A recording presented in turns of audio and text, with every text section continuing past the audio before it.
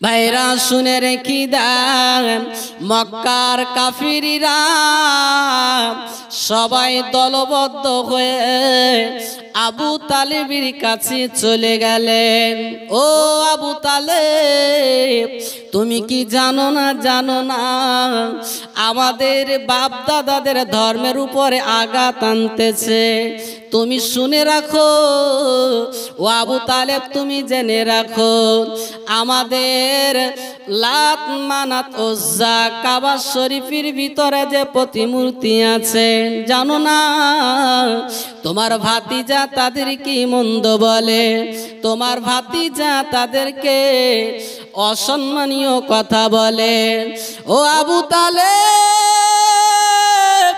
শুনে রেখে দাও, জেনে রেখে দাও, তুমি এখনো দুনিয়ার বুকে বেঁচে আছো, তোমার ভাতিজাকে সাবধান করে দাও। যদি না পারো তোমার ভাতিজাকে আমাদের হাতে তুলে দাও। আবু তালেব ওই সময়টা কি বললো, না আমার ভাতিজাকে আমি বুঝাবো, আমার ভাতিজার গায়ে যেন হাত দেবে না।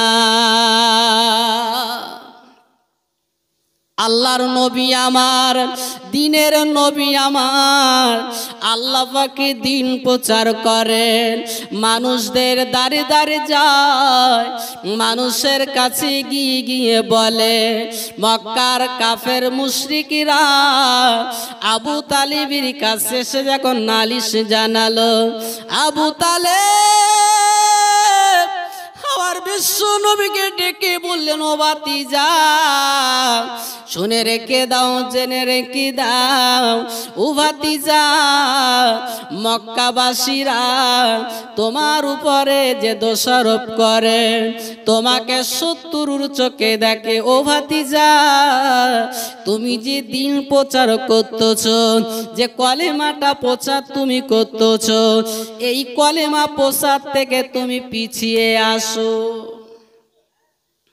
করতে হবে না, পিছিয়ে আসো। আমার নবী, আমার বিশ্ব নবীটি কি বলেছিলেন, ও চাচা জান, কেন আমি পিছিয়ে আসব? যে আল্লাহ আমাকে মনোনীত করলেন, যে আল্লাহ আমাকে দায়িত্ব দিয়েছেন তার দিন প্রচার করতে, ও চাচা জান না আমি পারবো না, আমি দিন প্রচার করতে পিছপা হব না। আবু তালেব বললেন, ও ভাতিজা মক্কার কাফিররা, মক্কাবাসীরা তারা তোমাকে যে মারতে চায়, দুনিয়ার থেকে তোমাকে সরিয়ে দিতে চায়, তোমার গায়ে তারা হাত দিবে, আমি সহ্য করতে পারবো না। ও ভাতিজা না আমি সইতে পারবো না, মক্কাবাসীরা যখন তোমার গায়ে হাত দেবে আমি কি করে সইব, কি করে সইব? কারণ হলো আমার আব্বা জান আব্দুল মুত্তালিব আমাকে ডেকে বলেছিলেন, বাবা ও আবু তালেব খবরদার খবরদার, এই ভাতিজা তোমার ভাতিজার গায়ে যেন কেউ হাত না দেয়। শুনে রাখো ছেলে, আমি দুনিয়া থেকে চলে যাব, আমি তোমার কাছে মোহাম্মদকে আমি তুলে দিয়ে দিলাম। শুনে রেখে দাও, কোনোদিন যেন তার কষ্ট দেবে না, কোনোদিন যেন কোনো কিছু খাইবে আর দিতে তুমি যখন পারবে না, সেই যেন মনে না করে আমার আব্বু যদি বেঁচে থাকতো, আমার আম্মা যদি বেঁচে থাকতো, আমি এটা খেতে আমি পারতাম, এটা আমি পেয়ে যেতাম, আমি কত যত্ন না কথা ভাবি। ও ছেলে রে, ও আবু তালিব তুমি শুনে রেখে দাও, কোনদিন যেন আমার ভাতিজার মনে কষ্ট দেবে না।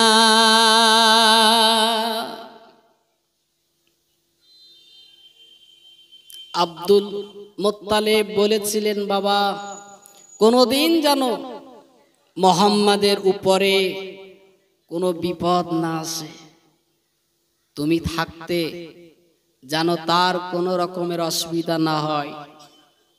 আবু তালেব আব্বাজানের বলেছিলেন, আব্বু কোনো ভাইকে আপনি পছন্দ না করে মোহাম্মদকে যেন আমার কাছে তুলে দিচ্ছেন, আমি তার সন্তানের মতো স্নেহ করব, তার যত্ন করব, কোনোদিন তার মুখ দিয়ে এটা আমি ব্যক্ত হতে দেব না যে যদি আমার আব্বা বেঁচে থাকতো, আম্মা বেঁচে থাকতো, আজকের আমার পাশে দাঁড়াতো। ভাতিজা, তুমি ওরা যখন বলতেছে তুমি কলেমা প্রচার করা ছেড়ে দাও, মানুষ তোমার উপরে ক্ষিপ্ত হয়ে যাচ্ছে, সবাই তোমাকে মারার জন্য উঠে পড়ে লাগছে, ছেড়ে দাও। আব্বাজান শুনে রেখে দেন, রহমাতুল লিল আলামিন উম্মতের কান্ডারি আমার বিশ্ব নবী ডেকে বলেছিলেন, ও চাচা যান, ও চাচা যান, না না না, আমি কলেমা প্রচার করতে আমি পিছপড় হব না।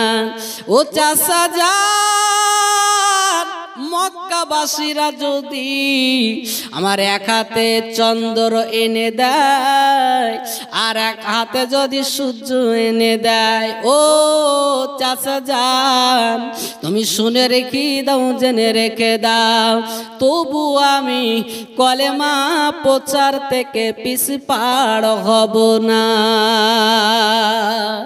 আবু তালিব ডেকে বলেছিলেন, ভাতিজা তুমি যখন কলেমা প্রচার করবে, তুমি যখন তোমার জায়গা থেকে যখন ফিরে আসবে না, ও ভাতিজা আমি তোমাকে জানিয়ে দিলাম, তোমাকে আমি বলে দিলাম, আমি যতদিন বেঁচে থাকব ততদিন পর্যন্ত তোমার গায়ে কেউ একটা নকির আসর দিতে পারবে না। বিশ্ব নবীর এই চাচা আবু তালেব যতদিন বেঁচে ছিল ততদিন আমার বিশ্ব নবীর গায়ে কেউ হাত দিতে পারেনি, সাহস পায়নি। এই আবু তালেব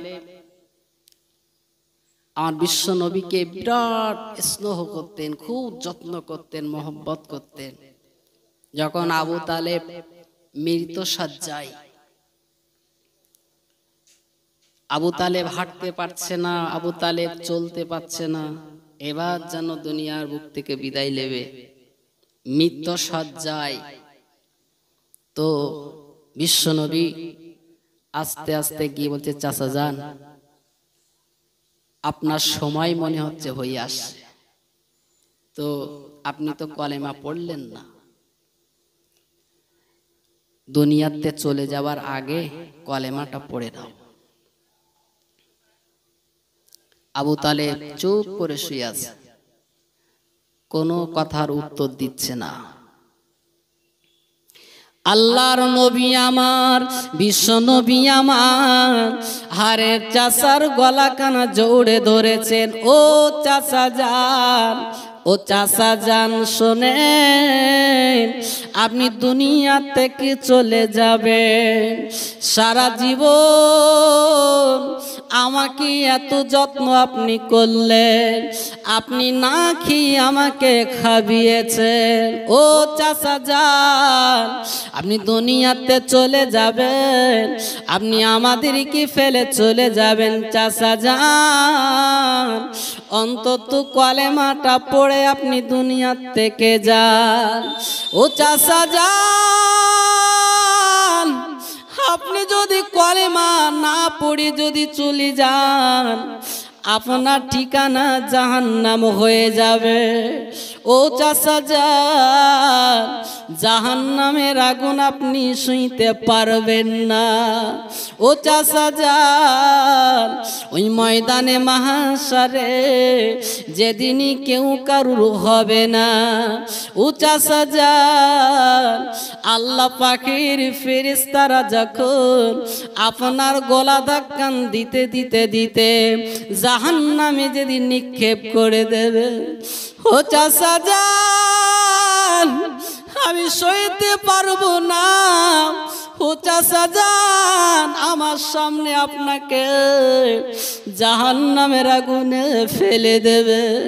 চাচা যান, আপনি কলেমাটা যদি পড়ে নিতে পারেন, ময়দানে মাশারে আমি আল্লাহ পাকের দরবারে বলে আপনাকে আমি জান্নাতে রেখে আসব। আবু তালেব আহারে কিছুই বলে না। এদিক থেকে দূর থেকে আবু জেহেল ডেকে বললে, ও আবু তালেব। আবু জাহেল ডেকে বলে, আবু তালেব সারা জীবন বাপ দাদাদের ধর্মে ছিলে, আজকে তুমি চলে যাবে কাপুরুষ হয়ে। ও আবু তালেব, তুমি যদি কাপুরুষ হয়ে মারা যাও তোমার সম্মানে ঘাটতি যাবে।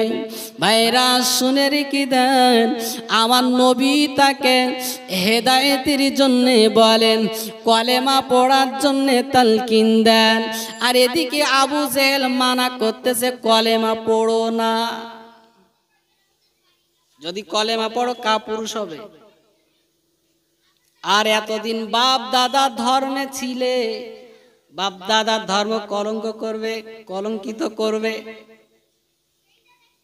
আবু তালেব চিন্তা করে কি করব এই মুহূর্তে। এখন বলেন হেদায়েতের মালিক কে? আল্লাহ। হেদায়েতের চাবিকাঠি কোনো মানুষ না, কোনো পীর না, কোনো নবীও না। হেদায়েতের মালিক কে? তাহলে হেদায়েতের মালিক যখন আল্লাহ, কেউ যদি মনে করে আমি শরিয়াত মানি নেই, আমি নামাজ কালাম পড়ি নেই, তাহলে আমার হেদায়েত আল্লাহ পাক দেয়নি বলে আমি এখনো নামাজ পড়ি নেই। হেদায়েত দিলি তারপরে তো আমি ভালো হব, এই কথার যুক্তি আছে? হেদায়েতের মালিক আল্লাহ, তাহলে যেদিন আল্লাহ হেদায়েত করবে সেদিন নামাজ পড়ব। হেদায়েত পাওয়ার জন্য অনেক রাস্তা আল্লাহ পাক রেখেছে, যে কোনো একটা রাস্তা ধরতে হবে। তো এই যে মজলিসে আপনারা বসে আছেন, এটাও তো একটা হেদায়েত পাওয়ার রাস্তা। তাহলে আপনি কোনো রাস্তায় যাবেন না, বাড়ি বসে বসে বলবেন হেদায়েতের মালিক আল্লাহ, যেদিন আল্লাহ হেদায়েত করাবে সেই দিন ভালো হবো, জীবনে আল্লাহ তোর ভালো করবে না। হেদায়েতের রাস্তা তো দেখতে হবে একটা, তারপরেই আল্লাহ পাক হেদায়েত করাবে। ভাইরা শুনে রেখে দেন, হেদায়েতের মালিক আল্লাহ, এতে কোনো সন্দেহ নাই। কারণ আমার আল্লাহ যে বান্দাকে যে অবস্থাতে দেখেন আল্লাহ পাক সেই অবস্থায় তার আলোচনা করেন। কোনো বান্দা যদি বেঈমান হয় আল্লাহ তাকে বেঈমান অবস্থায় রেখে দেয়। কোনো বান্দা যদি আহারে বেঈমান অবস্থায় তওবা করে নেয়, আল্লাহর পথে যখন এসে যায় আল্লাহ তখন তার ঈমানদারদের খাতে নাম তুলে দেয়। হেদায়েতের মালিক আল্লাহ। তো বিশ্ব নবী আমার নিজেই চাচাকে হেদায়েত করানোর জন্য বসেছে। অনেকে মনে করে যে ওয়াজ নসিহত দিয়ে কি হবে, মানুষ হেদায়েত হচ্ছে না। হুজুরিরা আসতেছে ওয়াজ নসিহত করে পকেট ভর্তি করে টাকা নিয়ে চলে যাচ্ছে, আর শ্রোতা যারা আসতেছে শেষ মোনাজাত করে খিচুড়ি খেয়ে বাড়ি যাচ্ছে। লাভ কি হচ্ছে?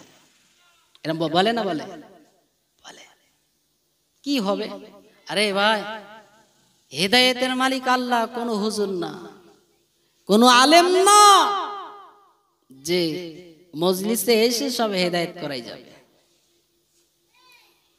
আমাদের ভিতরে জজ কোর্ট, সুপ্রিম কোর্ট যাই বলো, এর ভিতরে একটা জজ আছে প্রত্যেকের কাছে। সে যতদিন না ভালো হবে ততদিন ভালো হবে না। সেই কিন্তু বিচার করে, সারাদিন যাই করেছেন, কাউকে একটা গালে চড় মেরেছেন, তার অন্যায় ছিল না ছিল না, শুয়ে পড়ে মাথায় বালিশ দিয়ে চিন্তা করবেন সেইটি বলো বারবার বলবে এই কাজটা কিন্তু ভালো করিসনি, ওকে মারলি কেন, বা ও ধোকা দিলি কেন, এইভাবে চিটিং করে টাকা নিলি কেন, এইভাবে বিপদে ফেললি কেন, সেইটি বলো বলে।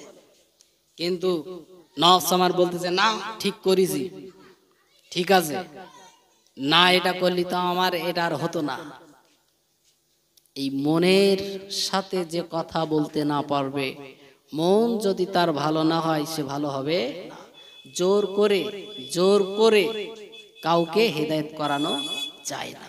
সে যখন বুঝবে না আর কটা দিন, আমি তো আর বেশি দিন বাঁচবো না, প্রায় প্রতিদিন রহ মানুষ মরার সংবাদ পাচ্ছি, ঠিক কিনা? প্রতিদিন এমন কোনো দিন নেই মানুষ মারা যাচ্ছে না। তাহলে কবে যে আমার সময় আসবে তা ঠিক আছে? এই যে মনের ভিতরে ভয় ঢুকে যাবে, তারপরে আজকে আমি দুনিয়া করে পাগল হচ্ছি, আমি কিছুই কি সাথে করে নিয়ে যেতে পারবো? যখন আমার গোসল করিয়ে আমার গায়ের মূল্যবান নিজের পছন্দ আমার জামা কাপড়গুলো যখন টেনে টেনে খুলে ফেলবে, তাদের পছন্দ করা সাদা কাফন যখন জড়াবে, আমার হাত পা অচল হয়ে থাকবে, সবাই আমাকে ঘাড়ে করে নিয়ে আস্তে আস্তে জানাজা পড়িয়ে কবরস্থ করবে। যাবে কেউ আমার সাথে? কই না তো, কেউ যাচ্ছে না, আমি তো একাই একা। কবরের ভিতরে শুইয়ে দেওয়া হলো, পাত দিকে মাথার দিকে যে দুজনা নামলো, মনে হয় দুজন আমার সাথে যাবে। পাত দিক থেকে সে যখন উঠে গেল যুক্তি করে, মনে হলো যেন মাথার দিকে যে আছে মনে হয় ও আমার সাথে থাকবে, সে উঠে গেল। তখন আমি তো অসহায় হয়ে গেলাম, কই আমার তো বড় ছেলেও যাচ্ছে না, মেজে ছেলেও যাচ্ছে না, আর ছেলেরা উপরে দাঁড়িয়ে, আমার জামাইরা সব উপরে, কই কেউ তো আমার সাথে যাচ্ছে না, আমি একা কি করলাম দুনিয়ায়? কবরস্থ করে যা সেই চলে গেল। কি হবে এবারে? আল্লাহর ফেরেশতারা আসবে, আল্লাহর ফেরেশতা মুনকার আর নাকির এসে সওয়াল জবাব করবে, মান রব্বুকা, মান দিনুকা, মান নবিয়ুকা। তিনটে প্রশ্নের উত্তর যদি সঠিক দিতে পারেন তাহলে তো ভালো, যদি না দিতে পারেন কি হবে? আব্বাজান শুনে রেখে দেন, আমার বিশ্ব নবী জানিয়েছেন, আমার নবী জানিয়ে দিয়েছেন, ও সাহাবীরা তোমরা শুনে রাখো, আমি নবী জানিয়ে দিলাম, আল্লাহ পাকের একজন ফেরেশতা ওই কবরে চলে আসবেন। আহারে, ওই ফেরেশতার হাতে একটা লর মুগুর থাকবে, একটা মুগুর যখন তার মাথায় মারবে 70 গজ মাটি নিচেই চলে যাবে, আবারও তাকে তুলে আবার তাকে মারা হবে। ও সাহাবীরা, আমি নবী জানিয়ে দিলাম, আমি হাবিব জানিয়ে দিলাম, এইরকম মার কিয়ামত পর্যন্ত মারতে থাকবে। সাহাবীরা কাঁদে, আমার নবী কাঁদতে কাঁদতে বয়ান করেন। সাহাবীরা বললেন, নবী যখন ওই আল্লাহর ফেরেশতা আল্লাহর ওই বান্দাকে যখন মারবে, একটা মুগুর দিয়ে যখন মারবে, তার মাথাটা চূর্ণ বিচূর্ণ হয়ে যাবে, 70 গজ মাটির নিচে চলে যাবে। সে কি কাঁদবে না? সে কি চিৎকার করবে না? আমার বিশ্ব নবী রহমতুল লিল আলামিন ডেকে বললেন, ও ও সাহাবীরা শুনে রাখো, আমি নবী জানিয়ে দিলাম।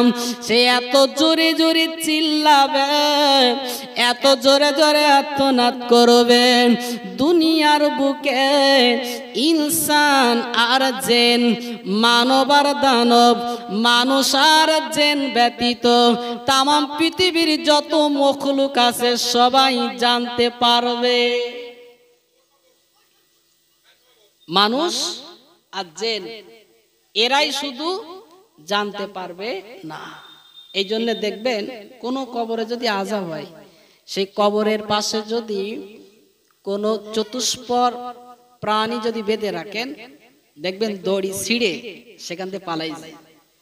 কারণ ওরা সেই আওয়াজ, সেই কষ্ট শুনতেও পায়, দেখতেও পায়। কবরের আযাব, কবরের যে শাস্তি সত্য। ও ছেলেরা, ও জওয়ানেরা, ও মা বোনেরা শুনে রেখে দেন। সাহাবীরা বললেন, নবীজি গো, ওই ফেরেশতাকে একটু মায়া হবে না, একটু কি দয়া হবে না? কারণ আমরা দেখেছি এই দুনিয়ার বুকে কোন বদমাইশকে যদি ধরা হয়, কোন চোর ডাকাতকে যদি ধরা হয়, কোন অপরাধী ব্যক্তিকে যদি ধরা হয়, মানুষ তাকে মারতে থাকে। একটা পর্যায়ে দেখা যায় তার চোখের পানি দেখে, তার কাঁদা দেখে, তার চিল্লানো দেখে আর একজনের মায়া হয়ে যায়, অথবা যে মারে তারও মায়া এসে যায়, আর মারা যাবে না। সে অন্যায় যখন করেছে আর সে যখন কান্নাকাটি করছে, পাই যখন ধরতে যাচ্ছে, আর তাকে মারার দরকার নাই। মায়া হয় না? হয়। আমার নবী সাহাবীরা আমার বিশ্ব নবীকে ডেকে বললেন, নবীজি গো, ওই ফেরেশতার কি একটু মায়া হবে না, একটু কি তার দয়া হবে না? আমার বিশ্ব নবী ডেকে বললেন, ও সাহাবীরা, আমি নবী জানিয়ে দিলাম, ওই কবরবাসী কি যখন মারা হবে, ও যখন চিল্লাবে, ওর আওয়াজ যখন পৃথিবীর আপনার চতুষ্পদ প্রাণীরা যেমন শুনতে পাবেন, মানুষ আর জিন জাতিরা যখন শুনতে পাবে না, ও সাহাবীরা, ওই ফেরেশতাও কিন্তু শুনতে পাইবে না। কেন কেন? ও সাহাবীরা শুনে রাখো, আল্লাহ রাব্বুল আলামিন ওই ফেরেশতার কান দিয়েছে, তা শুনতে পায় না।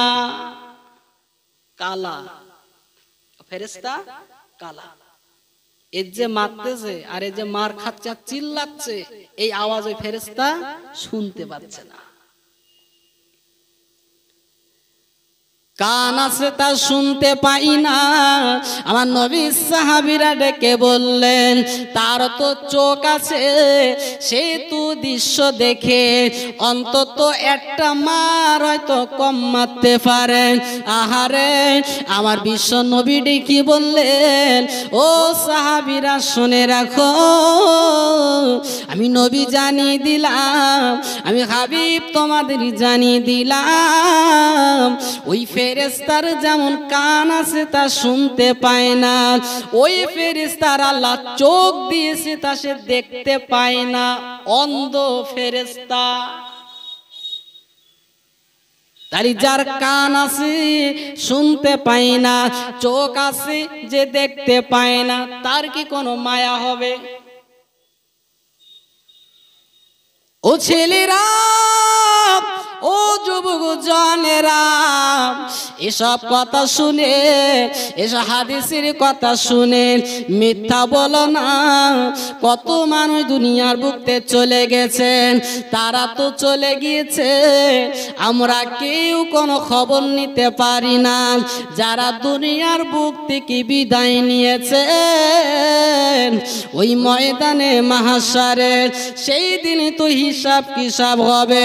কিন্তু মানুষ যখন মারা যায়, তাদের রুহু, তাদের রুহু দুটো জায়গায় গিয়ে আশ্রয় নেয়।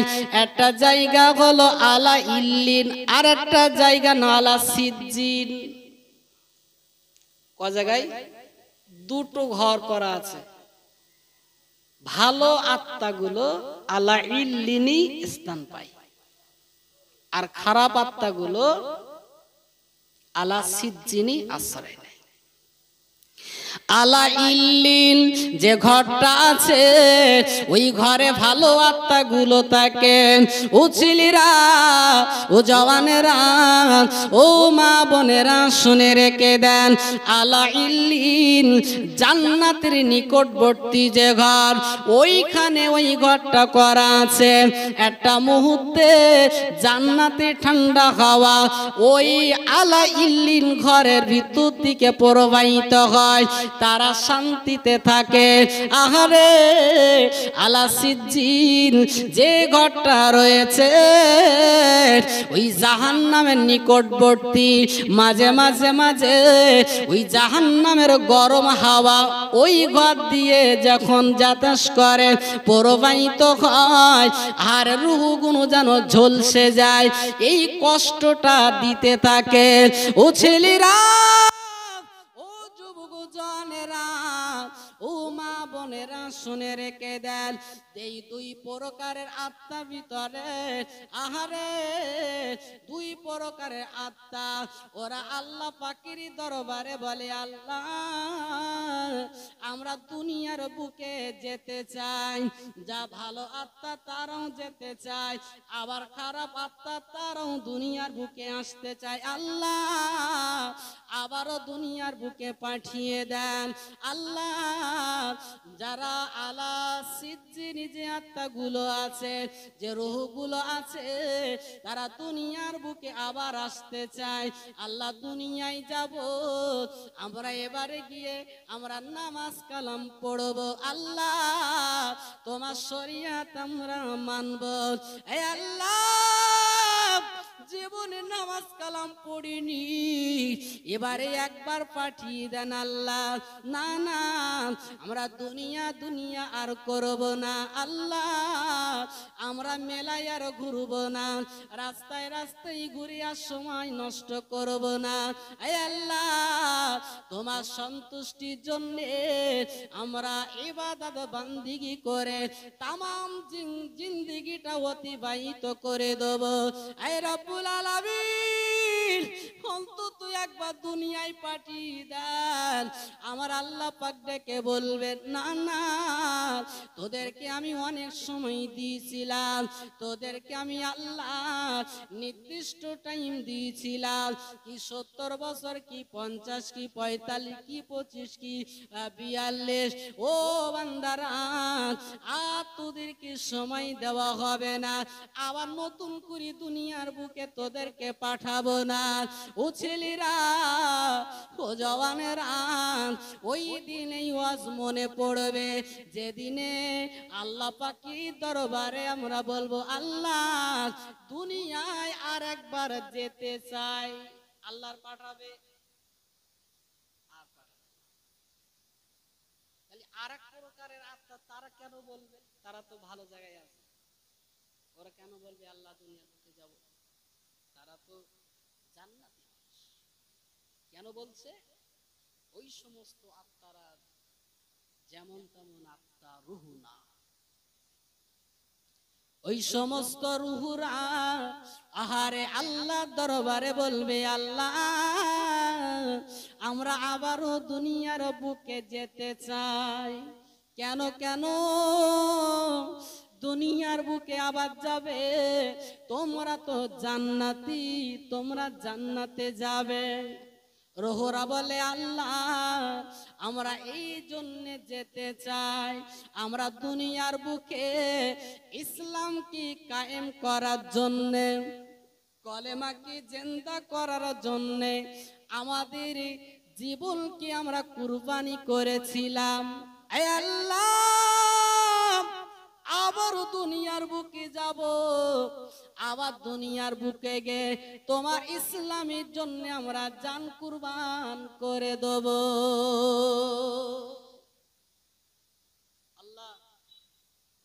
ইসলামের জন্য জান কুরবানি করে দেওয়ার পরে যদি এইরকম ভালো জায়গা পাই, তাহলে আবার দুনিয়ায় গিয়ে আবার জেহাদ করব, আবার শহীদ হব, আবার আসব, আবার যাব, আবার শহীদ হব।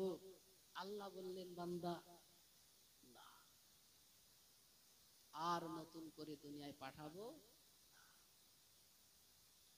তাহলে এই দুনিয়ার বুক থেকে আমরা সবাই চলে যাব, আমরা এই দুনিয়ার বুকে কেউ চিরস্থায়ী নয়। আল্লাহর নবী আমার, বিশ্ব নবী আমার, আবু তালেবের গলা কানা জড়ে ধরেছেন। আবু তালেব আহারে কাঁদে, আমার বিশ্ব নবী আবু তালেবের কপালে হাত দেয়। ও চাচা যান, আপনি দুনিয়াতে চলে যাবেন, আপনি দুনিয়ার থেকে বিদায় নেবেন। ও চাচা যান, দুনিয়ার বুকে যতদিন বেঁচে ছিলেন আমাকে না দেখে থাকতে পারেন না। আপনি যেটা খেয়েছেন আমাকে খাবিয়েছেন। ও চাচা যান, এত কিছু করার পরে আপনি দুনিয়াতে চলে যাবেন, অন্তত কলেমাটা পড়ে না। এই মুহূর্তে যদি আপনি কলেমা পড়েন, এই মুহূর্তে যদি ঈমান আনেন, ও চাচা যান, আল্লাহ পাকের দরবারে আপনার সুপারিশ করে আল্লাহ দয়ার জান্নাতে রেখে আসব। আবু তালেব মাথা নাড়াই, আবু তালেব মাথা ঘোরায়, না না না না, কলেমা পড়তে রাজি নাই। সাহাবীরা একটু দূরে অপেক্ষা করতেছে, নবী আমার কলেমা তালকিন দিচ্ছে, পড়ো চাচা যান পড়ো, আর আবু তালেব মাথা নাড়া দিচ্ছে। এই জন্যে ভাই, কেউ যখন মৃত্যু সজ্জায় তাকে নাম ধরে তাকে বলা যাবে না তুমি পড়ো লা ইলাহা ইল্লাল্লাহু মুহাম্মাদুর রাসূলুল্লাহ, ডেকে বলা যাবে না। তার পাশে কলেমা পড়তে হবে, আর কলেমার আওয়াজ ওর কর্ণগোচর হবে। যদি ভাগ্যে থাকে তাহলে পড়বে, ঠিক কিনা? আর যদি নাম ধরে ডেকে বলেন, গায়ে হাত দিয়ে যদি ডেকে বলেন, ও তখন মৃত্যু সজ্জায় কষ্ট হচ্ছে, আর আপনি বারবার শরীরে গায়ে হাত দিয়ে ডাকবেন, যদি একবার ধুস বলি ফেলে, এখন আমার এই কষ্ট হচ্ছে আর কলেমা পড়বো, বেঈমান হয়ে যাবে। এই জন্য তার পাশে বসে কলেমা শুধু পড়তে হবে, আওয়াজটা যেন কান পর্যন্ত পৌঁছায়। আমার বিশ্ব নবী রহমাতুল্লিল আলামিন নবী আমার বারবার ডেকে বললেন, চাচা যান, আমার জন্য অনেক কষ্ট করেছেন। ও চাচা যান, মক্কাবাসীরা যে দিলে 3 বছর যখন আমাদের বয়কট করেছিলেন, ও চাচা যান, আপনি আমার সাথে ছিলেন। 3টি বছর আমরা কষ্টে অনাহারে দিন কি রাত অতিবাহিত করেছিলাম। ও চাচা যান, আপনি এটা ভুলে যাননি চাচা যান, সবাই আমাকে ফেলে চলে গিয়েছিল, আপনি আমাকে ফেলে যাননি চাচা যান। চাচা যান, অন্তত কলেমাটা পড়ে আপনি বিদায় নেন। আবু তালেব মাথা নাড়া দেয়, আবু তালেব কলেমা পড়তে ইচ্ছা নাই। ও ছেলেরা, ও জওয়ানেরা, ও মা বোনেরা, শুনে রেখে দেন, আমার নবীর চাচা যান আমার নবীকে এত মহব্বত করতেন, এত যত্ন করতেন, মাঝে মাঝে হারে মক্কার মার্কেট থেকে আর একটু খাবার কিনে আনতেন, চুরি করে আমার বিশ্ব নবীর হাতে তুলে দিতেন, দিয়ে বলতেন, ও ভাতিজা, এই নাও, এই নাও, এই খাবারগুলো তুমি নাও, তুমি চুরি চুরি করে খেলাও, তুমি কারুর দেখি যেন খেও না, এটা তোমার জন্য আমি কিনে এনেছি। আহারে, আমার বিশ্ব নবী আমার চাচা জানের হাত থেকে খাবার নিতেন, নেওয়ার পরে চাচা জানের থেকে একটু দূরে গিয়ে ওই খাবার গুলো তিল তিল করে ভাগ করতেন। বাড়ি যারা আছেন সবার নাম ধরে ধরে সবার জন্য একটা একটা করে ভাগ রেখে নিজের ভাগটা খেয়ে আমার নবী চাচা জানের হাতে তুলে দিতেন। ও চাচা জান, এই নেন, এই নেন, খাবারগুলো নেন, খাবারগুলো সবার ভাগ করে দেন। আহারে, আমার বিশ্ব নবীর চাচা আবু তালেব আমার নবীকে ডেকে বললেন, ও ভাতিজা, তোমার কি খাবার পছন্দ হয়নি? তুমি কেন খেলে না? কেন তুমি হাতে তুলে দিলেন? আমার বিশ্ব নবী ডেকে বলেন, চাচা জান, আমি দুনিয়ার বুকে আমি হক মারার জন্য আসিনি, কারোর হক আমি মারবো এটা হতে পারে না। ও চাচা জান, আমি যখন ছোট ছিলাম, আমি যখন হালিমার বাড়ি ছিলাম, আমি হালিমার দুধ যখন পান করতাম, ও চাচা জান, আমি এক স্তনের দুধ আমি পান করতাম। আমার দুধ মা হালিমা বারবার ঘুরি ঘুরি বামে স্তনটা ধরিয়ে দিত। না না না, আমি ইচ্ছা করলে বামে স্তনের দুধ খেতে পারতাম। কেন খাইনি? হালিমার একটা সন্তান ছিল যার নাম ছিল আব্দুল্লাহ, তার তো উপযুক্ত হক আছে, সে তো মায়ের দুধ খাবার যোগ্য। আর আমি যদি দুই স্থানের দুধ খেয়ে নেই, আমার দুধ ভাইয়ের আমি হক ফাঁকি দেওয়া হবে। ও চাচা জান, চাচা জান, আমি যখন শিশু ছিলাম ওই দিন থেকে আমি মানুষের হক আমি মারিনি, আমি কারুর হক মারিনি। আজকে কেন আমি এই খাবারগুলো একাকি বাড়ির সবার হক মেরে দেব? ও চাচা জান, দেরি করবেন না, এই খাবারগুলো নেন, বাড়ির সবাইকে আপনি হাতে হাতে তুলে দেন। আমি তো হক পাতে আসি, ঠিক আছে? আমার নবী ছোটবেলা থেকে হকের বিচার করি, আর এখন যদি হক নিয়ে জলসা করি, অধিকাংশ মানুষ সব ধরা পড়ে যাবে।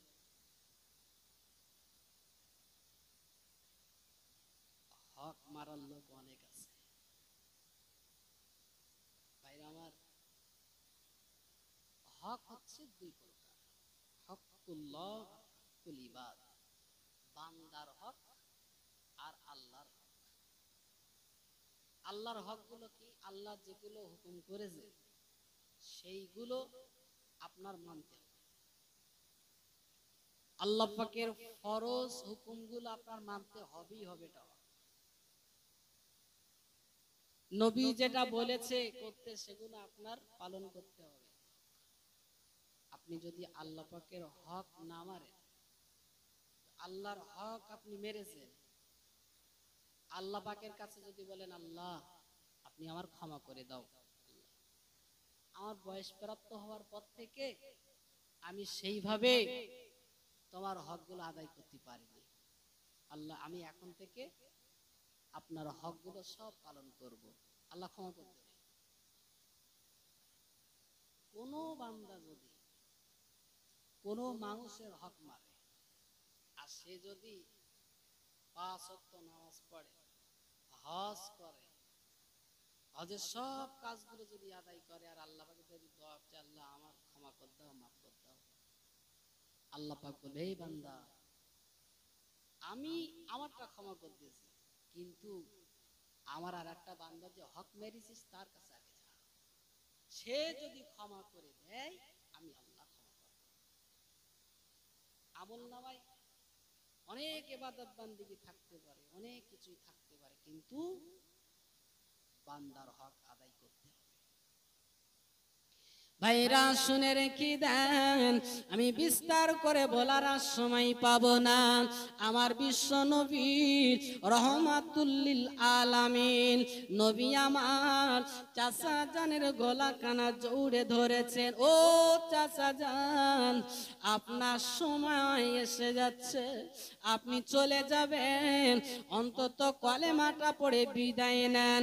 আবু তালেব মাথা নাড়া দেয়, মাথা নাড়া দেয়। আর দূর থেকে আবু জেহেলের লোকজনেরা, মক্কার কাফিররা বারবার ইয়ারকি করে বলেন, এই আবু তালেব, তুমি দুনিয়াতে চলে যাবেন, তুমি কলেমা পড়ে জানো, কাপুরুষ হয়ে তুমি মরো না। আবু তালেব আহারে চিন্তা করে নিলেন, আমার বাপ দাদার ধর্মের উপরে আমি আছি, এই মুহূর্তে আমি কলেমা পড়ব না। ভাইরা শুনে রেখে দেন, কথা বলতে বলতে বলতে আবু তালেব মারা গেল। আমার নবী, আমার বিশ্ব নবী আমার আবু তালেবের ইন্তিকাল হয়ে যাওয়া দেখে, আবু তালেব মারা গিয়েছেন, আমার নবী দেখে আবু তালেবের পাশ থেকে উঠে চলে আসছেন। আমার নবী চোখের পানি এমন করে গৌড়ি গৌড়ে পড়ে। আমার নবীর সাহাবীরা ডেকে বলে, নবী আপনি এমন করে কাঁদেন কেন? আপনার চোখের পানি এমন করে কেন গৌড়ে গৌড়ে পড়ে? আমার নবী, আমার বিশ্ব নবী কোনো কথা বলে না। আমার নবী কেঁদে কেঁদে যারা যারা হয়ে যায়। সাহাবীরা বললেন, নবী এত সময় আপনি বসে থাকলেন, আপনার চাচাকে আপনি কলেমা পড়াবেন। আপনার চাচা কি কলেমা পড়েছে? সে কি ঈমান নিয়ে মরেছে না বেঈমান হয়ে মরেছে? আমার নবী কোনো কথা বলে না। আমার নবী শুধু কেঁদে যারা যারা হয়ে যায়। আমার নবী, দিনের নবী আমার কাঁদেন, বিশ্ব নবী আমার কাঁদেন। সাহাবীরা আবার বললেন, ও নবীজি গো, আপনার চাচা জান কি কলেমা পড়েছে না চাচা জান কি বেঈমান হয়ে মরেছে? আহারে, আমার নবী ডেকে বললেন, সাহাবীরা আমার চাচা জান কলেমা পড়তে পারিনি, আমার চাচা জান বেঈমান হয়ে মারা গিয়েছে। সাহাবীরা বললেন, নবী সারা জীবন ইসলামের জন্য আপনার চাচা যান এত সহযোগিতা করেছেন, আপনাকে এতটা ধরা দিয়েছেন, আপনাকে কোনোদিন বড় কথা বলিনি। কাফেরেরা আপনাকে মারতে এসেছে, আপনার চাচা বাধা দিয়েছেন। ও নবীজি গো, আপনার চাচা যান দুনিয়াতে আপনার ছাড়া সে বাঁচতে পারেনি। আপনার চাচা জানের ঠিকানা কোথায় হবে? আপনার চাচা সারা জীবন আপনার আপনার করেছে, আমার ভাতিজা আমার ভাতিজা, তো আপনার ওই চাচা জানের ঠিকানা কোথায় হবে? জান্নাতে হবে না জাহান্নামে হবে? তার আযাব কেরম হবে? আমার বিশ্ব নবী আমার, দিনের নবী আমার কাঁদেন। মিশকাত শরীফের ভিতরে এসেছেন, আমার নবী ডেকে বললেন, ও সাহাবীরা তোমরা শুনে রাখো, আমি নবী জানিয়ে দিলাম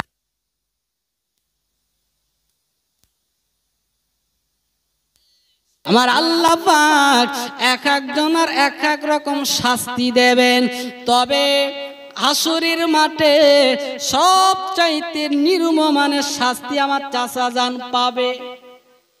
সবচাইতে স্বল্প হালকা আযাব আমার চাচার হবে। হালকা আযাব আমার চাচা জানকে আল্লাহ পাক দেবেন। সাহাবীরা বললেন, নবীজি গো কেমন হালকা আযাব তার দেওয়া হবে?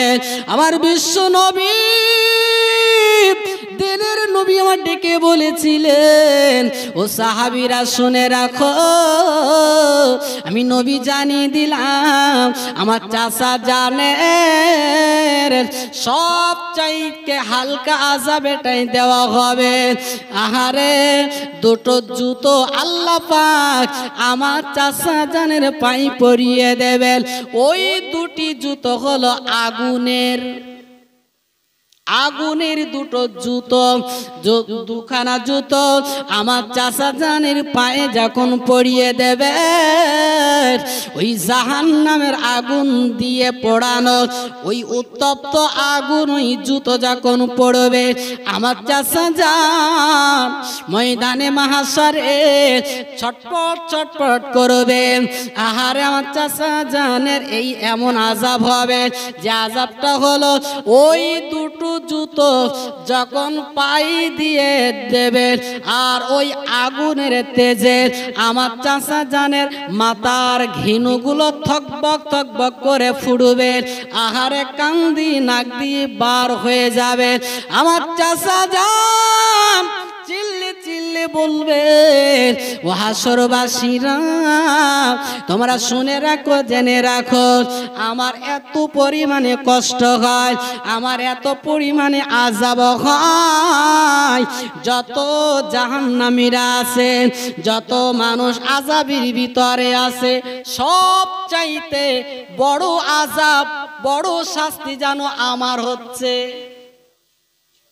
তাহলে বলেন, আল্লাহর নবী বলতেছে সবচেয়ে হালকা আযাব আমার চাচার দেওয়া হবে, আগুনের দুটো জুতো পরিয়ে দেওয়া হবে, তাতেই মাথার ঘিনু থকবক করে ফুটবে, কান দিয়ে নাক দিয়ে বার হবে। তাহলে হাবিয়া নামক জাহান্নাম, লেলিয়ান নামক জাহান্নামে যারা পড়বে তাদের অবস্থা কি হবে চিন্তা করেন। হালকা আযাব যদি এই হয়, তাহলে সবচাইতে বড় আযাব আল্লাহর কাছে আছে। কি হবে সেদিন?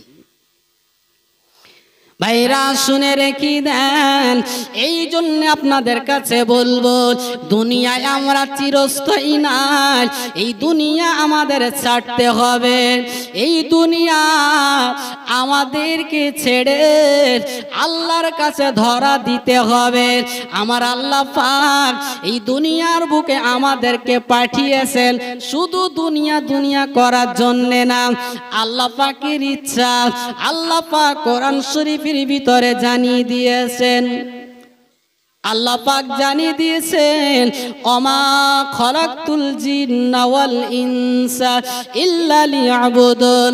আল্লাহ পাক জানিয়ে দিয়েছেন, মানব আর দানব এদেরকে সৃষ্টি করেছি ওরা আমার ইবাদত করবে।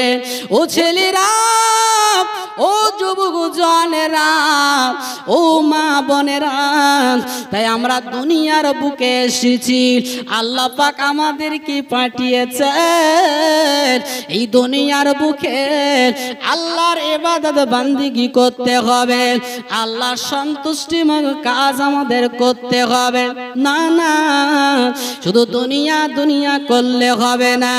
এই দুনিয়ার বুকে তারাই হলো আল্লাহ পাকের কাছে সেরা, তারাই হলো আল্লাহ পাকের কাছে পছন্দনীয় বান্দা বান্দি। তারা কারা? যারা দুনিয়ার বুকে আল্লাহর ইবাদত বান্দিগি করে, আল্লাহর ফরজ হুকুমগুলো যারা মেনে চলে, আমার নবীর সুন্নাত মোতাবেক যারা ইবাদত বান্দিগি করে, নবীর তরিকার উপরে যারা জীবন যাপন করে, আহারে এরাই তো সফলকামী। কিন্তু তারা অনেক মানুষ যারা রয়েছে, যারা শুধু দুনিয়া দুনিয়া করে পাগল, এদের জন্যে আল্লাহ পাক তো জাহান্নামের আগুন আহারে তাদের জন্য তো রেখেছে। ও ছেলেরা, ও যুবজনেরা, ও মা বোনেরা, ভাইরা শুনে রেখে দেন, দুনিয়ার বুকে আল্লাহ যখন আমাদেরকে পাঠিয়েছেন, আল্লাহ আমাদেরকে এত সুন্দর করে আল্লাহ পাক বানিয়েছেন। আমাদের হাত দিয়েছেন, আল্লাহ পা দিয়েছেন, আল্লাহ চোখ দিয়েছেন, নাক দিয়েছেন। একবার পা থেকে নিয়ে মাথা পর্যন্ত দেখুন আর চিন্তা করুন, আমার আল্লাহ আমাকে কত সুন্দর করে বানিয়েছেন।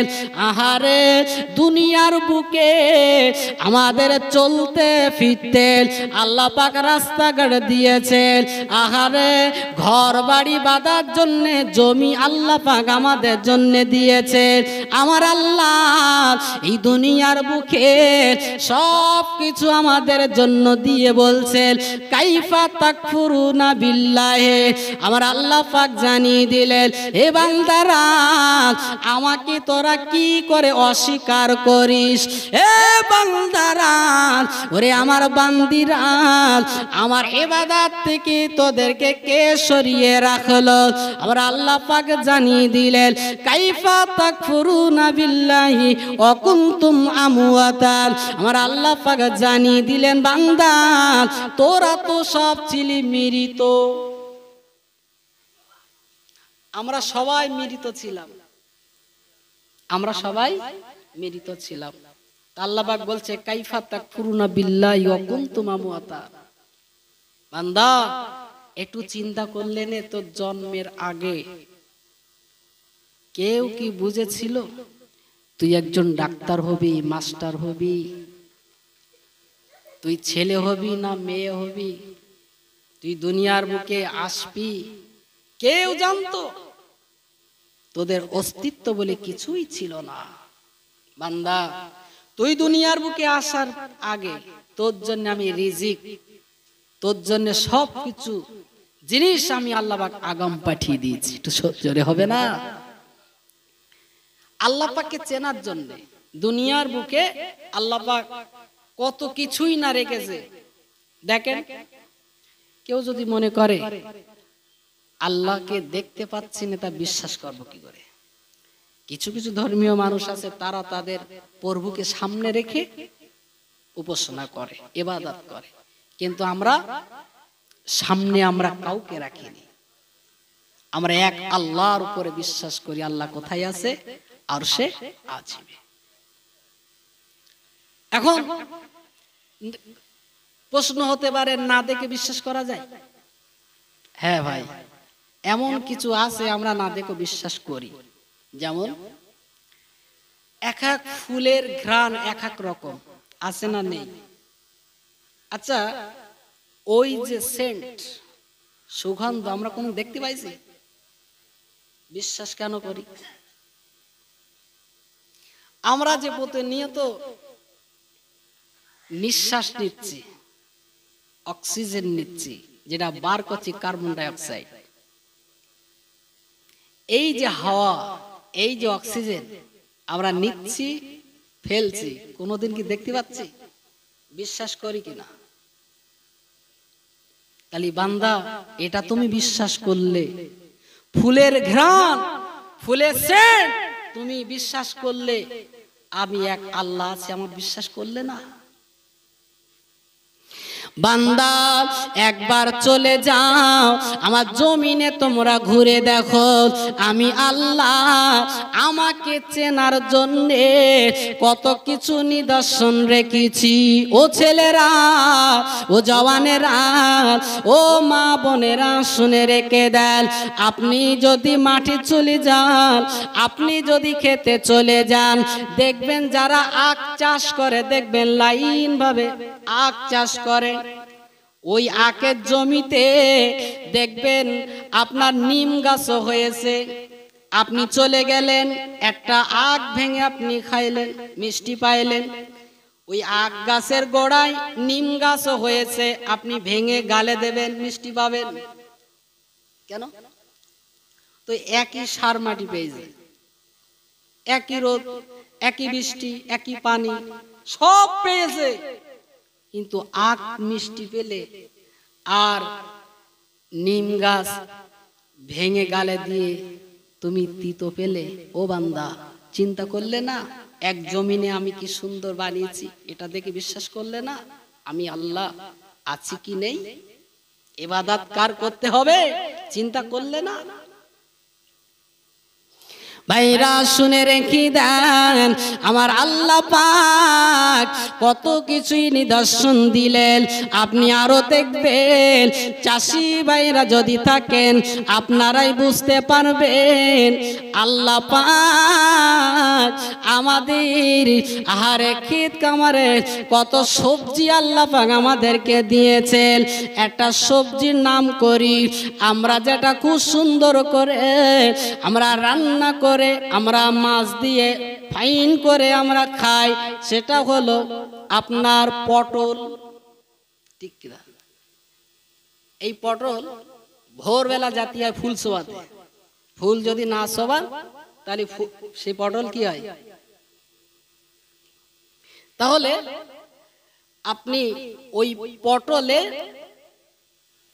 আপনি পটল তুললেন, দেখবেন মাঝে মাঝে ওর একটা ফড়কি আছে, সেইগুলো কেটে আবার ফাইন করে নিয়ে পলতা হিসেবে রান্না করে খায়, খায় না খায়? তাহলে একটা গাছে পলতা খাওয়া হচ্ছে, আবার ফলও তার খাওয়া হচ্ছে। আচ্ছা, কেউ যদি মনে করে এই দুটো জিনিস খাইছি, এখন পটল গাছের গোড়া খাবো, কি হবে? পটল গাছের গোড়া যদি কেউ খায় তার অবস্থা কি হবে? বিষ না? একটা গাছে 3 রকম আল্লাহ পাক নিদর্শন রেখেছে। গোড়া খাও তা খেলা শুরু, আর পলতা করে রান্না করে কি সুন্দর একটা সবজি করে খাচ্ছ বান্দা, তার ফলটা তোমরা রান্না করে খাচ্ছ, গোড়াটা বিষ। আমার আল্লাহ পাক রব্বুল আলামিন এই জন্য বান্দাদেরকে ডেকে বলছেন, ও বান্দারা কি করে আমার অস্বীকার করিস? আমি আল্লাহ রব্বুল আলামিন আমাকে চেনার জন্যে, আমাকে পাওয়ার জন্যে আমি এত কিছু নিদর্শন করে রেখেছি। ও বান্দা, তোরা কার ইবাদত করবি?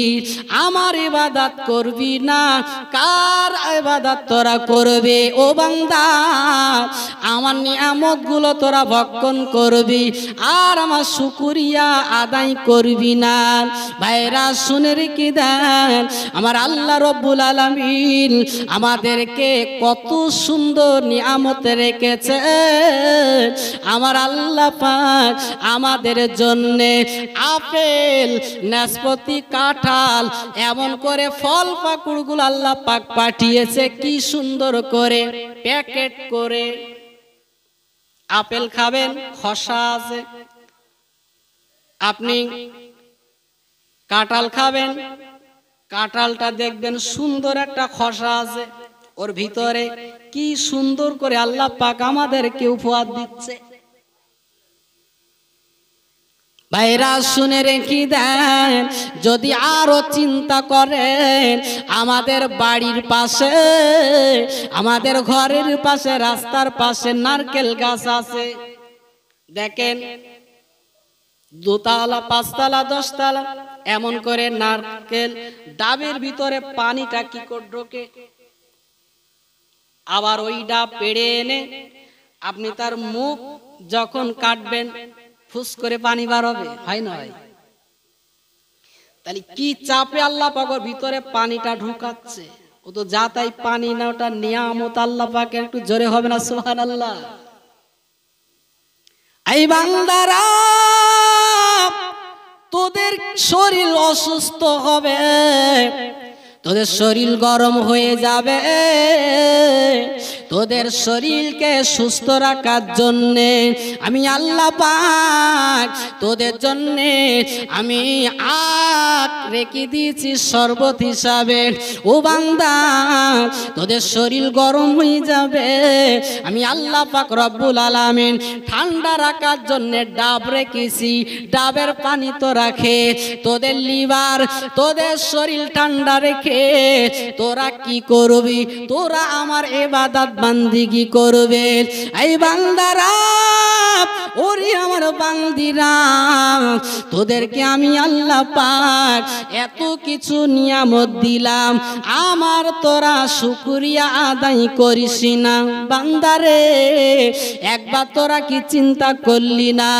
তোরা তো সব ছিলি মৃত, তোদের অস্তিত্ব বলে কিছুই ছিল না। আমি আল্লাহ পাক তোদেরকে জীবন দিলাম, তোদেরকে হায়াত, তোদেরকে আমি আল্লাহ পাক দুনিয়ার বুকে নিয়ে আসলাম, তোদেরকে জীবিত করলাম। বান্দারা, তোরা আমার ইবাদত বান্দিগি তোরা করিস না।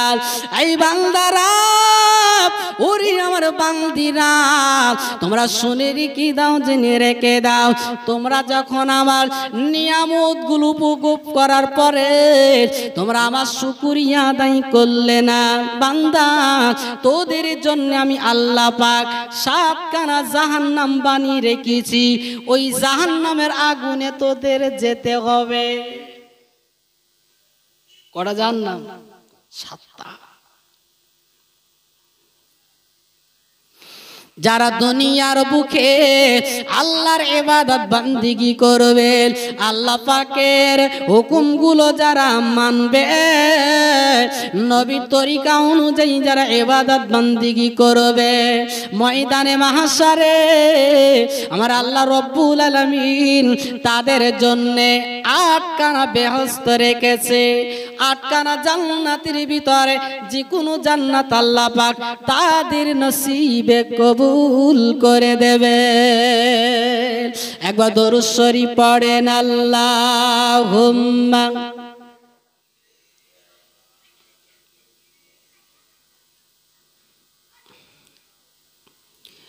ওয়া আলা আলি।